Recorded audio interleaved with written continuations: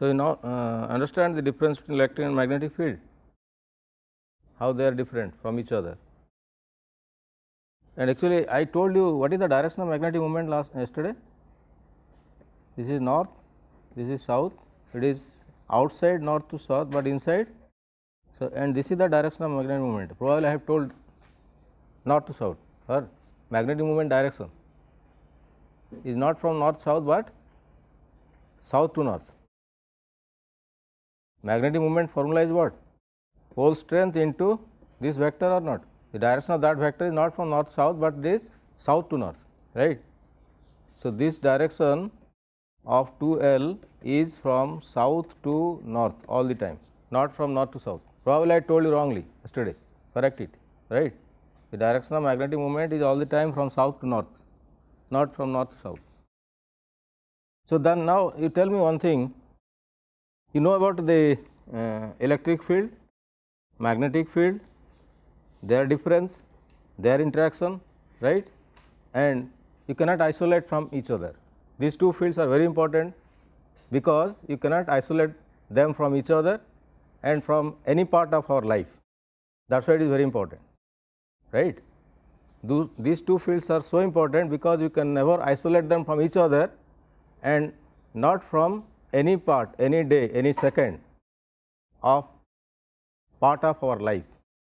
They are so important, right. Whatever branch you may learn in physics, in chemistry, in life science, in any science, these are playing very important role, right. Daily and each and every second of our life deals with the two fields, right. So, now then you can ask me why and how, right. Then when you come to the part of our life, obviously we are dealing with many things daily in every second. The first that you are dealing every second is what? What we need in every second? Light. Otherwise, probably you cannot exist. There is no life without light, right. No life, you cannot exist without light, that is so important. And when you think about this light, it is nothing but the combination of these two fields, that is electromagnetic wave, right. Light is nothing but the electromagnetic radiation. So, if you think about that kind of radiation, then you are dealing with both magnetic as well as electric field, right. Both the fields are simultaneously existing in that kind of radiation, which you call as the electromagnetic radiation, right. And they are, that is why I told you, when every part of our life is dealing with that kind of radiation, may it be visible or invisible, but it must be electromagnetic radiation. Then when you are telling the electromagnetic spectra, then it consisting of mainly how many parts? 3 parts, right. One is called as visible, this is ultraviolet, and this is infrared. The whole electromagnetic radiation or the spectra consisting of 3 parts, out of which one is visible, other 2 are invisible, UV and IR. But again they are all electromagnetic in nature, both the fields are coexisting simultaneously, and the vibration of the fields are perpendicular to each other. If this is the electric field vibration direction, this is the magnetic field direction, and the wave is propagating in a direction perpendicular to that. That is the nature of the electromagnetic radiation, right. Electric field is vibrating in this direction, magnetic field is perpendicular to that, and the wave is propagating in direction perpendicular to both.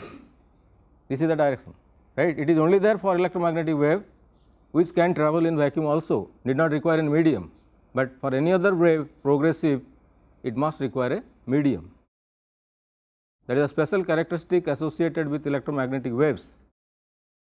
They can travel in vacuum also, right, but other waves can never travel in vacuum.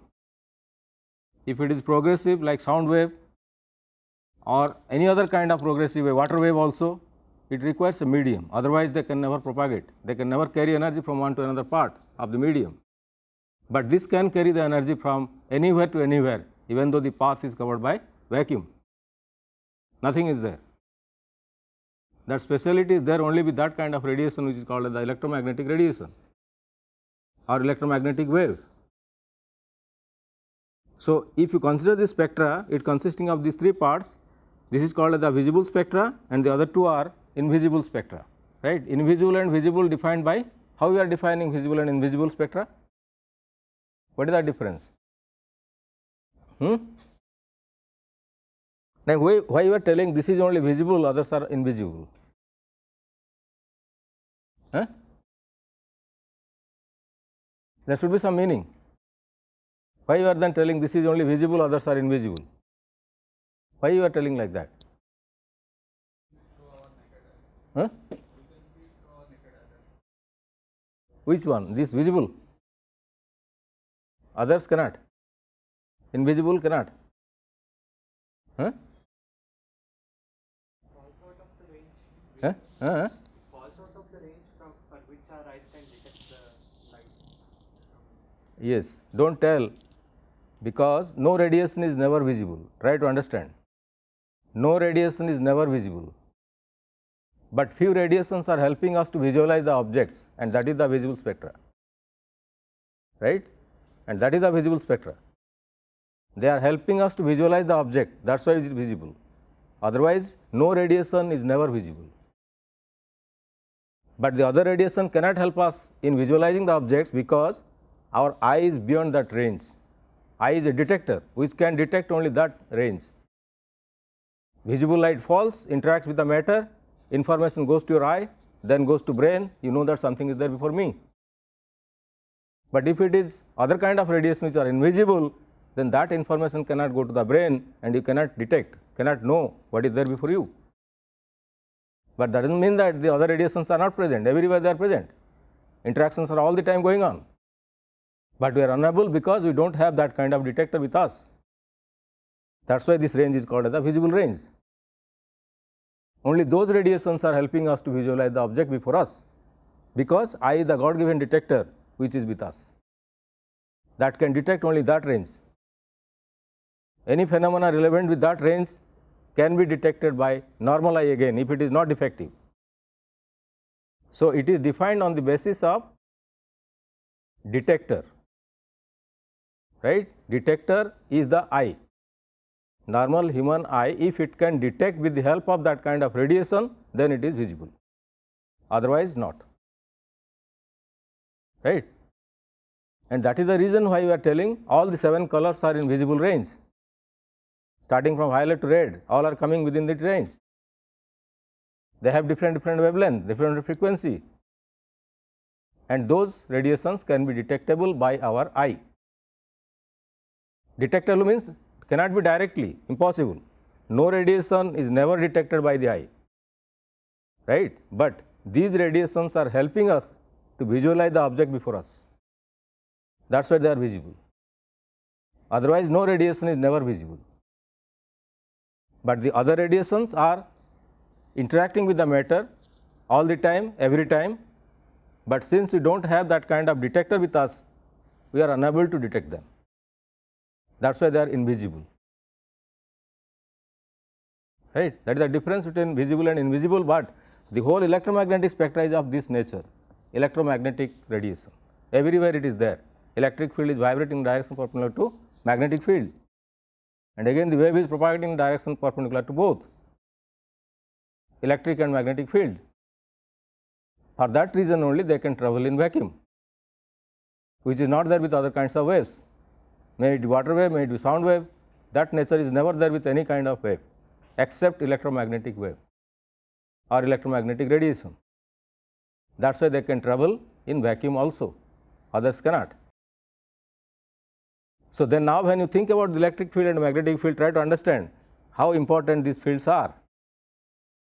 Everywhere, every time you are coming across that kind of wave, may it be visible or invisible, does not matter, but it helps us a lot in our day to day activities. So, if for example, let us say I will ask you which is very strong out of these two, electric and magnetic, or both are having equal strength. When an electromagnetic wave is propagating in a vacuum or medium, both are there coexisting, right.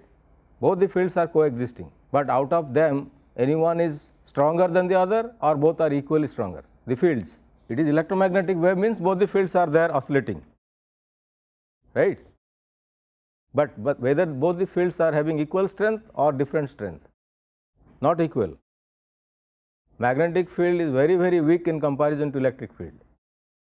That is why generally the electromagnetic interaction is considered on the basis of electric field, because the magnetic field interaction is very much limited, which can never be properly detected, right. Whenever there is an electromagnetic wave interaction with any matter, you are considering the electric field interaction, because the magnetic field is very weak in comparison to electric field. So, all the intensity, everything that comes from that interaction are measured in terms of only electric field, because that field is strong enough in comparison to magnetic field. Although both are coexisting, but one is very strong, other is very weak, right. So, obviously, that is why the reason we are considering the electric field effect in the interaction, neglecting the magnetic field effect, but if it is really required, you have to do that, however weak it may be. If you are dealing with magnetic materials, then you cannot neglect it, because that interaction helps us a lot if you are collecting information about the magnetic materials. So, if now you will think that, let us say all of you might have know about the radiations like gamma radiation, right, or no, do not know, what is that, why you are calling that gamma radiation, any speciality is there, what, but again electromagnetic, right, that is electromagnetic radiation. X-ray, that is also electromagnetic, right. Visible light, electromagnetic. Heat radiation, infrared, but again electromagnetic, right. All those radiations are electromagnetic, and some are helping in some other way, definitely in our day to day activities, because you cannot isolate heat anywhere in any second, right. Everywhere there is heat, without heat there is no system available in this universe, may it be living or non living, right. Our body has a definite temperature, it also emits the IR radiations. So, the IR radiations coming from different bodies are not same. If you can detect it properly, you can identify who is it, because the body temperature of all can never remain same. And similarly, the detector, if you want to detect a mobile phone somebody is having, without observing also you can detect, because that creates electromagnetic radiation which are IR. And if you have a sensor detector with you, you can identify from where it is coming. So, without vision also you can tell where the instrument is, because it creates heat, and once there is heat there is infrared radiation. So, now tell me, is there any object that comes before you in every day without heat energy? No. However low it may be, however negative it may be, but it must have some temperature, and that temperature refers to IR radiation which are electromagnetic. So, in that way people are taking advantage of IR radiations. Like recently the Chandrayaan launching was done only by that IR radiation. The path of the trajectory of the vehicle with which the Chandrayaan was travelling is identified by IR radiation, and people on the earth surface are detecting on the sea level whether the path is correct or wrong, because they have to define a path through which it should travel, otherwise it will go to some other place. But you have to identify whether it is going in proper path or not, and they are all detectable by IR cameras, IR detectors, only by their temperatures. When it is travelling, it creates heat, and depending on heat the radiation comes, and they are detecting, they are identifying where it is and how it is moving. So, therefore, the heat energy is all the time, every time associated with any system, may it be living or non living, and all are emitting IR radiations. It may be cold, it may be hot, may be in room temperature, every system, again may be living or non living, does not matter, every system is emitting IR radiations which are electromagnetic in nature, and depending on the circumstance and situation we are taking help of that kind of radiation. Similarly, this gamma radiation, X radiation, visible radiation, infrared radiation which has very important role in our day to day activities, because those radiations only comes, interact with the matter, gives us the informations. All the information that we are collecting in every second depends on those kind of radiations. All kinds of information that we are collecting daily for our livelihood is because of the interaction of those kind of electromagnetic radiations. That is why it is very important part of our life. Then no doubt the gamma radiation, the origin of gamma radiation is intranuclear, but X-ray is extranuclear, right. Gamma radiation comes from the nucleus, X-ray never comes from the nucleus, rather outside the nucleus due to transition of electrons. That is why it is an extranuclear phenomena, but gamma radiation is intranuclear phenomena. Only that is the difference, otherwise they are both electromagnetic and they are helping us in various ways, right. They are helping us in various ways. You know where the gamma radiation is helping us, like infrared, gamma radiation helps us, X-ray radiation helps us, visible radiation helps us. You should have to understand how and why, where they are helping. Yes, of course, chemotherapy to kill the cancer cells, tumor cells, that is medical application. X-ray also, right. X-ray also do the same thing, depending on the dose, what quantity or what quanta is required to kill a tumor cell or cancer cell, that the physician has to first decide, then administer that amount of photon, may it be from X-ray or gamma ray, that can kill the tumor cells or cancer cells. That is one of the most important application of both the radiations in therapy. Physiotherapy, not chemotherapy. Chemotherapy is done by chemicals, but physiotherapy is by that kind of radiations, right. Then other than that, what more advantage you are taking out of gamma and X radiation? In medical application, how many applications that you know for X-ray or gamma ray? Medical application. Other applications I am not telling, only medical, because everybody is concerned about that, right. How gamma radiation and X-ray radiation are helping us in medical physics, or medical physics how helps in terms of gamma radiation and X radiation. That is all deals with the medical physics. But in two ways, one is called as radiotherapy or physical therapy also. If radiation is used, it is radiotherapy, and the second one is called as radiography. These are the two important uses in medicine of X-ray and gamma ray. I told you about this therapy just to kill the unwanted cells, may it be tumor or cancer. In order to break spreading, you have to kill the origin, identify, kill it. In that way, that is called as radiotherapy. But the other one is called as radiography. So, what this radiography is? Radiography means you take photographs of unseen objects available in our body, right. Sometimes it is essential. If there is bone fracture, how will you identify where that fracture is? You have to go for radiography, X-ray photograph.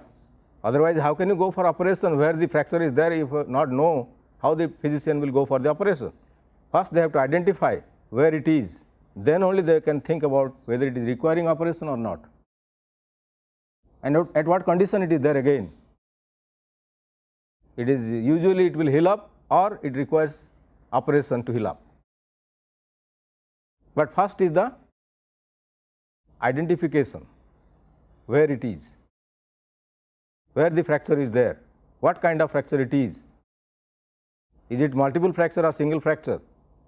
Everything has to be identified first, and all those things are done with the help of this therapy, radiography, right. Sometimes gamma radiation, sometimes X radiation. If it is gamma radiation, it is called as gamma ray therapy, gamma ray radiography, X radiation, X-ray radiography. But you have to take the photograph, X-ray image or gamma ray image, and just generally gamma ray images are naturally essential for identify if you are having thyroid problem, right. You have to go for imaging your throat to study the thyroid gland and its function, because it is the most important it is the most important gland that controls most of the metabolic process that happens in our body. So, you have to study properly how your thyroid is, whether it is functioning properly or not, otherwise many kinds of disease will come out. Many kinds of diseases are originated with the thyroid, which is there within the throat, which controls many of the metabolic processes which are occurring in every second of our body.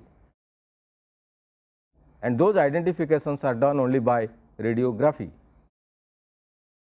So, in that way these two are helping us in medical purpose, right. And other than these two, the other applications are industrial application is there, and third is the research, right, scientific research. So, the electromagnetic radiation, the whole spectra you can tell is really applied in those branches: scientific research, industry and medicine. That is why you have to learn it, what is they, what are they, and how it is they are helping, in what way they are helping us. So, if you tell about the industry, how industry people are taking benefit out of those radiations, is it visible or invisible, or all industry? Obviously visible, otherwise you cannot run an industry, because many things you have to visualize, whether the machine is working properly or not, if some defect is there somewhere which can be identified, everything needs visible light. But other than visible light, how this invisible light are helping in industry? In industry basically it helps in two ways. One is the quality control, which is very important for an industry, otherwise the industry will stop one day or some other day. If the quality is not good, it can never be marketable. So, every industry must have a research wing to control the quality of the product that comes out of the industry. Then the second one is called as the detection of defects. Detection of defects. Suppose there is a machinery which is very, very small, like think about the watch, not this watch which are electronic digital, but think about the old watches, right. If something is wrong, then it is very difficult to identify where that problem is. Unless you know it, how will you rectify it, right. Like doctor first have to identify where the fracture is. Similarly, here you should have to know where the defect is, and for such cases industry also deals with such type of systems, which even if you are opening it, you cannot see where the defect lies. And to identify those kind of defects, you have to take in radiography, right. Take an image, it will tell you where the problem lies, and accordingly they will go to rectify, right. These are the two advantages or the helps the industry people are taking, but the most important is quality, because industry lives only for quality, otherwise it will die, right. No quality, no industry. And to improve the quality or the quality of the material that is produced from the industry has to be properly judged before going to the market, whether we are selling proper material or not. And we are all bothered about the quality every time, all the time, may it be textile material, may it be steel, may it be any material that comes from the industry. That is why they bother. If the quality is not good, it can never be marketable. Ultimately, after a few days or months, it will stop. The industry will be closed. Therefore, the industry basically controls this quality, that is called as the quality control unit of every industry, however small or big it may be, right. For example, I am telling the Rourkela steel plant is producing steel, right, like many other steel plants are available in India and abroad, but DRDO people prefer the iron or the steel that is produced from the Rourkela steel plant. Why? Why not the other steel plants? Because the quality of that material used for that is there only with the Rourkela steel plant, not with other steel plants, because they control the quality of the steel in that way that it can be applied for that kind of products. So, they are controlling the quality in that way, that is why it is important. Similarly, Bhilai steel plant is producing railway tracks, the others cannot. They control the quality for that kind of steel. Both are steel, but the steel here is used in DRDO and the steel there is used for railway tracks because of quality only. The quality of steel used for defense product is never similar to that of railway products, although both are steel. And similarly, all the industries every time, all the time, very much care, very much afraid of, you can sell, about the quality, because that is their life, otherwise they will die, right. So, then now if you come to the other one, third one, that is the scientific research with the major part. Whatever you have learned till now, medical application or industrial application, is because of scientific research. Without scientific research, it can never go for application, and whatever application you have learned till now, medical or industry, it is because of scientific research, right. So, X-ray is discovered in the year what? 1895 by Ranjan. Already its anniversary is over, 100 years over, right. Then still research work is continuing, right. We are in the year 19. So, how many total years are elapsed after the discovery of X-ray? 100 years will be when? 1995, right. 1995 completes 100-year anniversary, 100 years anniversary of X-ray discovery.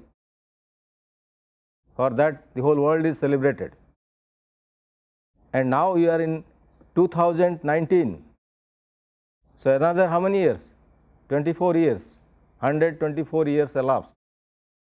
It is not small thing, but still the research work is going on in same X-ray, because we are still taking benefit out of it.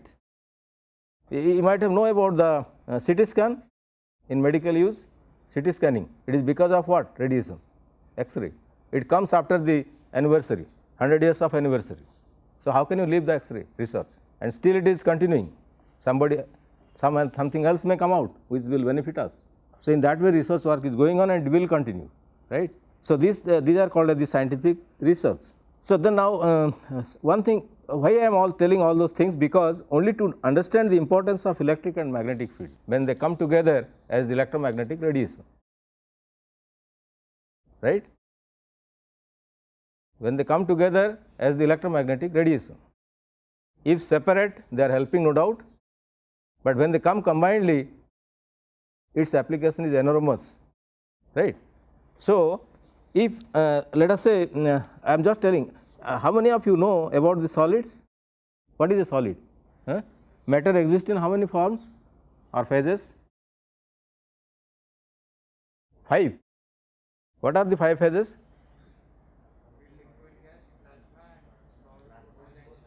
And condensation, Bose-Einstein condensate, right. But that state is very rare, like plasma, it is also very rare. Not we are coming daily across these 2 phases, but it is there existing in this universe. But the 3 phases, that is solid, liquid and gas, is every time, all the time we are coming across. But out of that, solid has some importance, right. Solid phase, all phases have their equal importance, but if you come to solids, it has their own importance. That is why you are telling it is a solid phase, it is helpful, right. Then what do you mean by a solid? How can you define a solid? What that solid means? Yes, the interatomic or intermolecular or interionic, whatever it may be, depends on the arrangement of entities within that material. Sometimes it is molecule, sometimes it is atom, sometimes it is ion, right. They are interacting with each other within that solid, and they are interacting in such a way that it gives a definite shape and size to that material. Otherwise, you can never tell that it is a solid, right. The force is very strong. That is why it comes to that form when the shape and size is fixed, that is called a solid. But if it is in liquid, force is there, no doubt, but that force is not that strong like solids. and the force is very extremely weak, as if they are free if it is gas. So, it is only defined in terms of the molecular force or ionic force or atomic force that can classify solid, liquid and gases. If solid, force is very strong; if gas, very weak, as if they are free, and if liquid, in between, neither very strong nor very weak. That is why liquids are having definite volume, but not definite shape. Solids are having definite volume, definite shape, but gas do not have anything, neither definite shape nor definite size. Size is volume,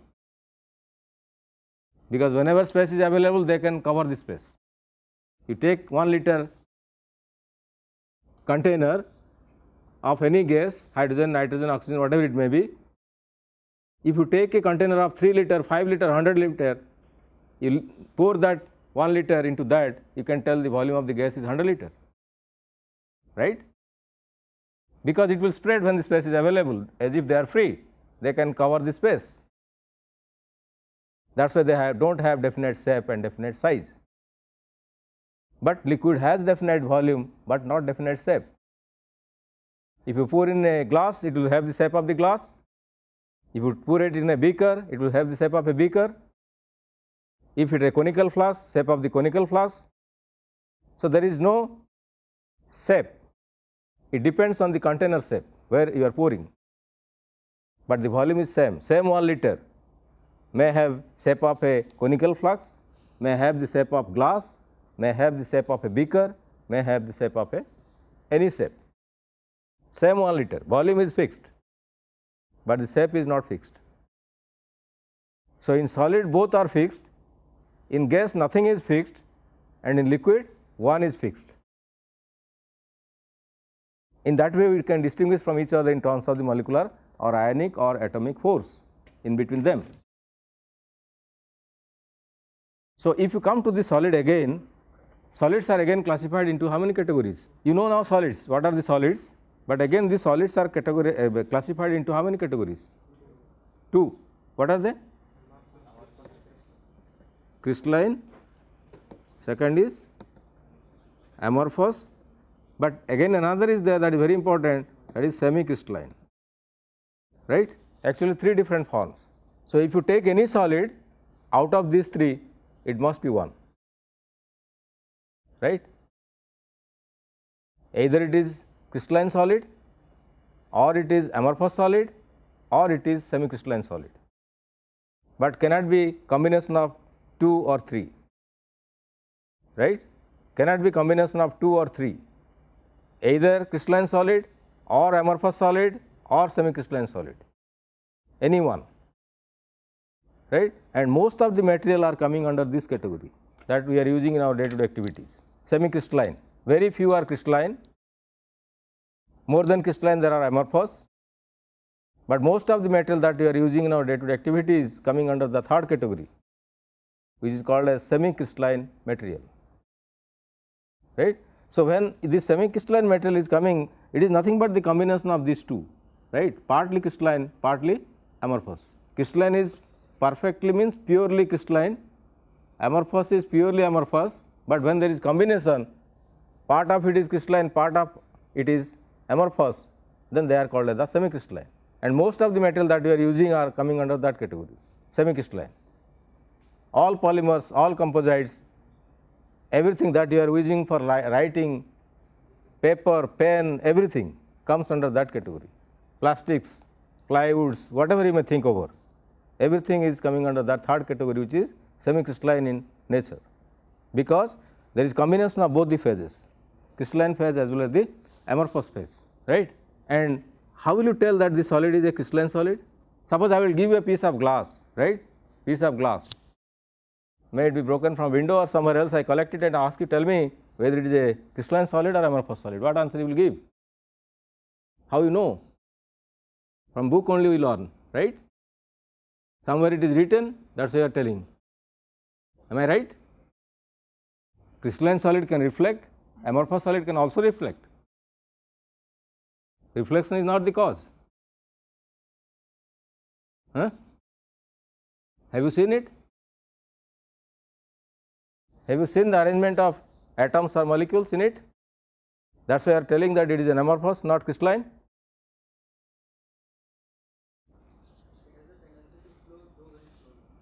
Flow. Glass is flowing.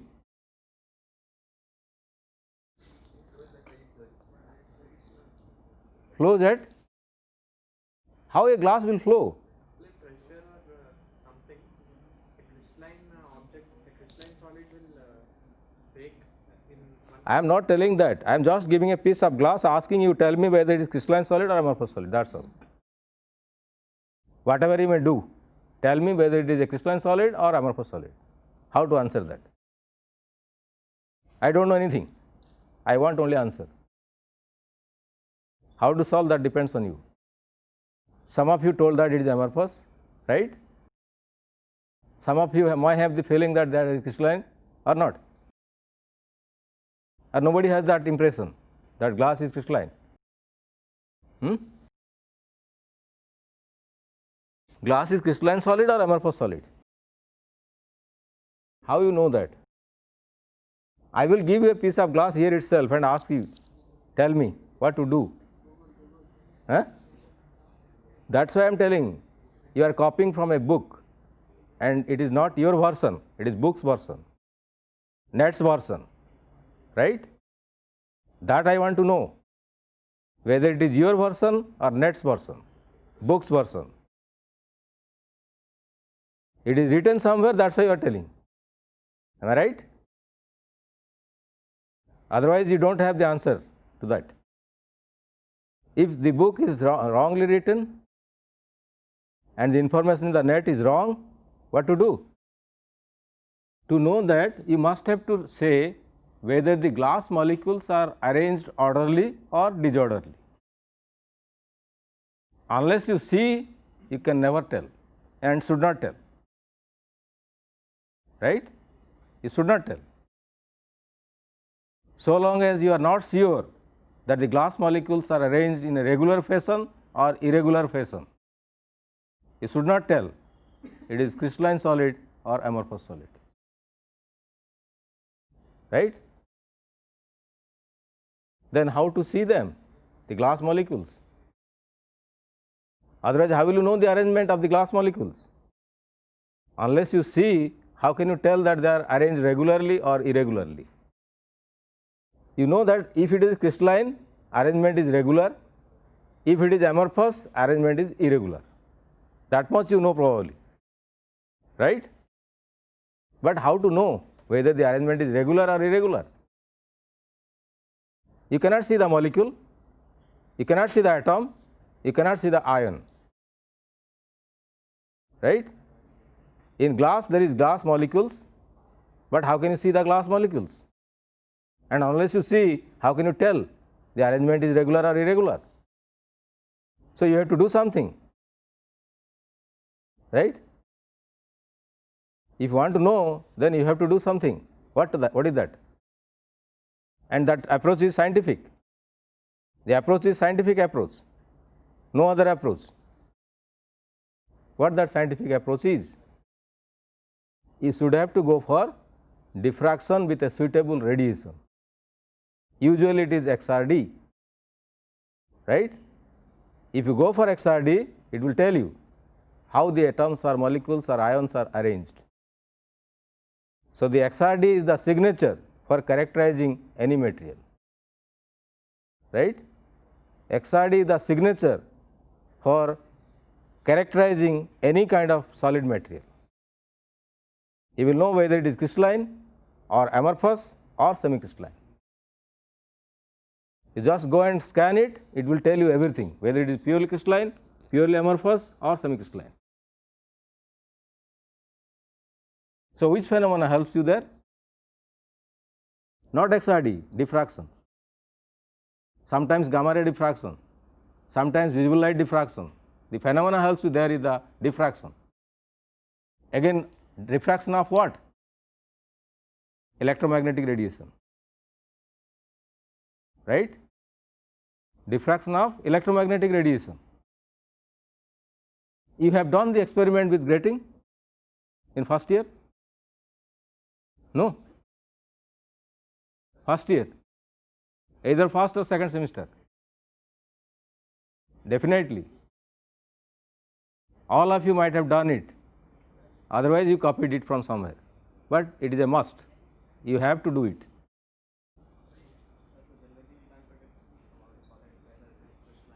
Generally, solid is a, you should not predict, that I am telling. You should not. You cannot, unless you go for XRD or some other diffraction. You should not. Then I am telling how diffraction is helping you. That you have already done the experiment but don't know what you are doing there. That's why I am bothering. It is so important experiment included in the curriculum for all of you, but don't know what is that. Why you are doing then?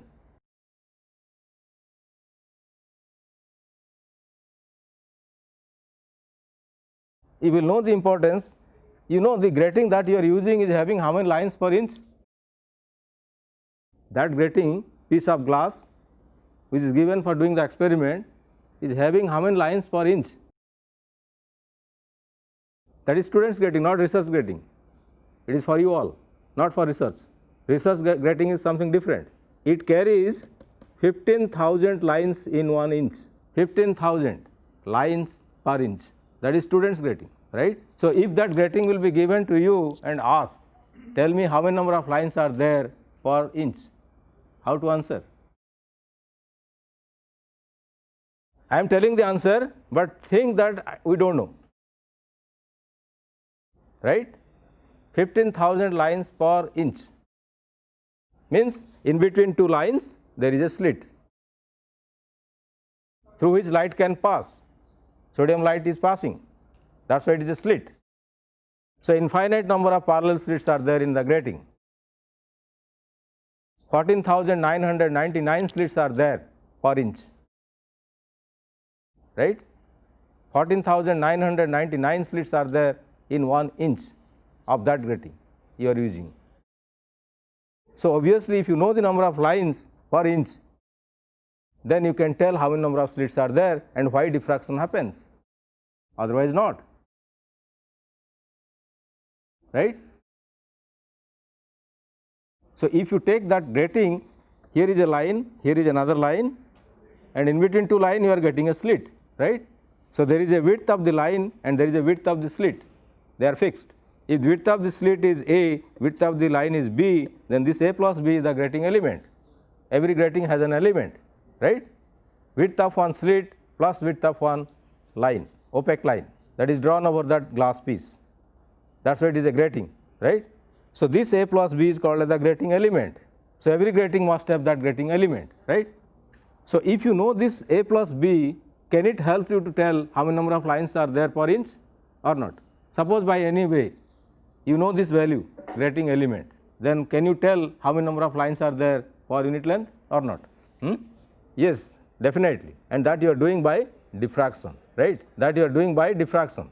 Otherwise you can never find out what is this A plus B, because directly you cannot see by the eye, or I don't have that kind of resolution to measure the length A plus B, but diffraction helps us to visualize that with the help of visible radiation again, that is for sodium light, because the sodium light wavelength is dichromatic, but usually it is considered to be monochromatic because the eye and the instrument that is used there are not resolving these two lines which are very, very close. One is called 5890, another is 5896, only 6 angstrom interval, they are very close. That's why they are treated as the monochromatic, but really it is dichromatic, and we are considering the wavelength is 5893 angstrom average.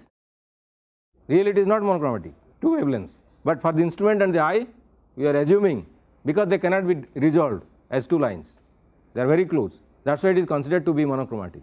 So if you take the radiation and it is comparable to this dimension what we want to exploit, A plus B, that you want to exploit with the help of diffraction, and when there is diffraction, only when they are comparable. If the wavelength is compatible or comparable with the dimension what you want to extract, then only there will be diffraction, otherwise not. That is why this grating element is compatible, comparable with that sodium light wavelength, hence there is diffraction, right. And you are using the relation n lambda is equal to a plus b then sin theta. This a plus b is fixed for that grating. You may go for first order, second order, third order, any order, but the grating element is fixed, right. So, if you go for first order, n is 1, theta is theta 1. If you go for second order, n is 2, theta is theta 2, and you are going up to second order because other orders are not visible, but it is there. So, out of these two orders, you are calculating what is the value of this a plus b. You can now, because the a plus b is fixed for that grating. If you do the experiment, it will tell you what is the value of a plus b. So, if you think about this a plus b with the grating element, this a plus b length is containing how many lines? Only one, am I right? A plus b length, which you call the grating element, contains how many lines? Only one, because one line, one slit, one line, one slit. So, a plus b length covers how many lines? One line. So, if you take it unit length, just divide it by a plus b. This will tell you how many number of lines are there per unit length, right. So, it is impossible by our eye, now made possible by diffraction, right, which is not possible by our eye, now made it possible by diffraction, by the same eye again. Everything you are detecting, first order is where, second order is where, right. First order is where, second order is where they are identifying or not? That means you are measuring theta 1, theta 2, and out of that you are calculating what is a plus b. And why you are calculating? To know how many number of lines are there per unit length. So, which was impossible, now made it possible only by diffraction experiment, right, only by diffraction experiment.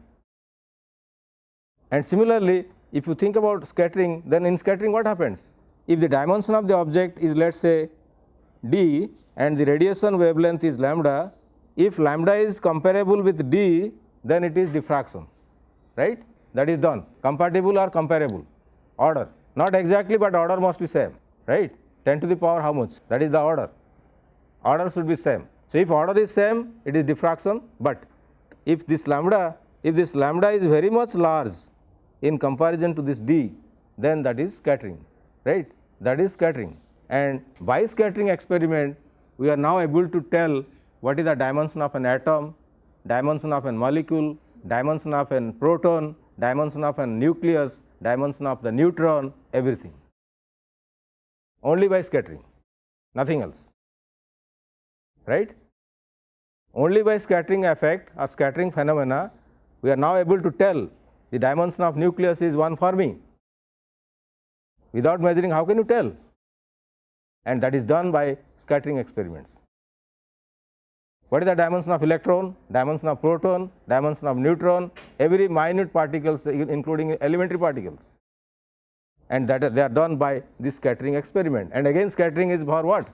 Scattering of these electromagnetic radiations, that is why I am telling, right, scattering of electromagnetic radiations, may it be X-ray, may it be gamma ray, may it be visible, may it be anything, but it must be electromagnetic radiation.